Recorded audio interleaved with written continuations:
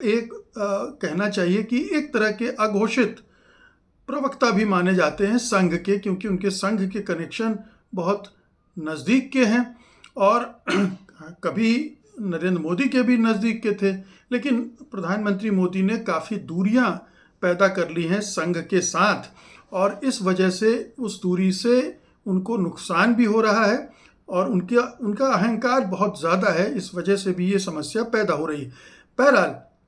तो सवाल उठता है कि नितिन गडकरी जो दबाव बनाने की कोशिश कर रहे हैं, एक तो ये कि क्या उनका पत्ता कट रहा है, कटने जा रहा है, और कटने के पहले वो एक आधार बना रहे कि मैं तो वैसे भी सत्ता नहीं चाहता था, मैं तो वैसे भी सरकार से निकलना चाहता था, मैंने 30 साल काम कर लिया, बहुत काम कर लिया, अब नई पीढ़ी को मौका मिलना चाहिए वगैरह वगैरह। एक जो लफाजी होती है, ये संदेश मिलने के बाद कि अब आप मंत्रिमंडल में नहीं रहेंगे, हो सकता है कि ये उस सोच से जन्मा हो, लेकिन अगर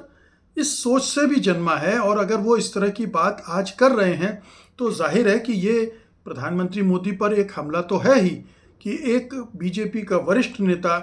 नेतृत्व के स्तर पर अब युवा नेतृत्व की सलाह दे रहा है और एक तरह से मांग भी कर रहा है क्योंकि समय बदल चुका है, समय अब युवाओं का है और युवा, और दूसरी तरफ राहुल गांधी हैं जो 56 साल के हैं, इधर प्रधानमंत्री 76 साल के हैं। तो ये कहीं ना कहीं पार्टी के अंदर भी ये सुगबुगाहट है कि अब नए लोगों को लाना पड़ेगा।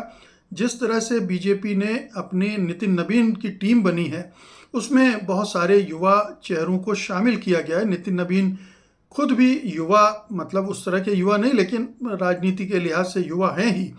लेकिन नितिन नवीन की अपनी कोई स्वतंत्र हैसियत तो है नहीं, वो तो मोदी शाह के जमूरे हैं और वो तो उसी हिसाब से चलेंगे जिस तरह से मोदी शाह चाहते हैं। तो नितिन नवीन की अपनी कोई क्रेडिबिलिटी नहीं है, कोई जनाधार नहीं है, कोई उनकी विश्वसनीयता नहीं है, इसलिए वो जो कदम उठाते